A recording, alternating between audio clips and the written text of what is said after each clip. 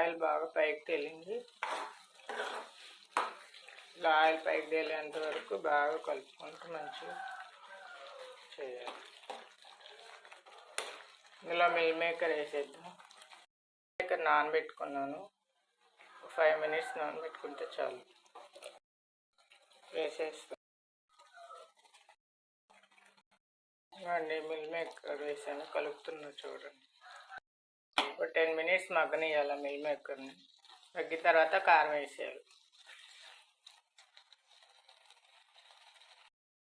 అడుగంటుకొని మధ్యలో కలుపుతూ ఉండాలండి. మీడియం ఫ్లేమ్లో పెట్టి చేసుకోవాలి. అడుగంటేస్తుంది, అడుగంటుకొని ఇలా కలుపుతూ ఉండాలి.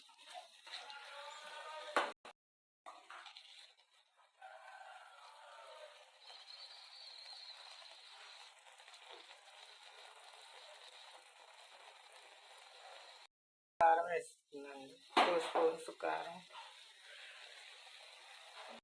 కలుపుకోవాలి. ముక్కలన్నిటికీ పెట్టి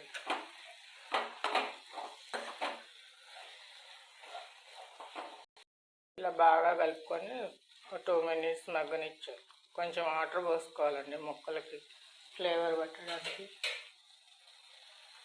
వాటర్ వేస్తున్నా, ముక్కలకు పట్టాలి కదా. యాడ్ చేస్తున్నా అండి. గ్రేవీని వేసుకుంటాం.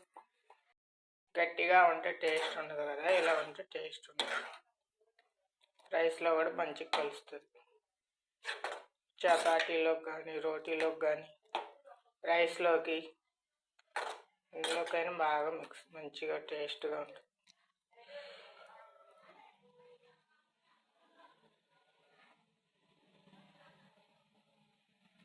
వేస్తున్నానండి. ఒక 1 minute మగ్గనిస్తే అయిపోతుంది. ఇది సింపుల్ రెసిపీ అండి. 5 minutesలో అయిపోతుంది. అన్నీ రెడీ చేసి పెట్టుకుంటే 5 minutes కంటే ఎక్కువ ఏం పట్టదండి. కావాలంటే కారం యాడ్ చేసి పచ్చిమిర్చి వేసుకోవచ్చండి. గోంగూర పేస్ట్తో పాటు పచ్చిమిర్చి ఒక 7-8 పచ్చిమిర్చి వేసుకుంటే ఆ కారం సరిపోతుంది. ఎండు కారం వేసుకోకుండా.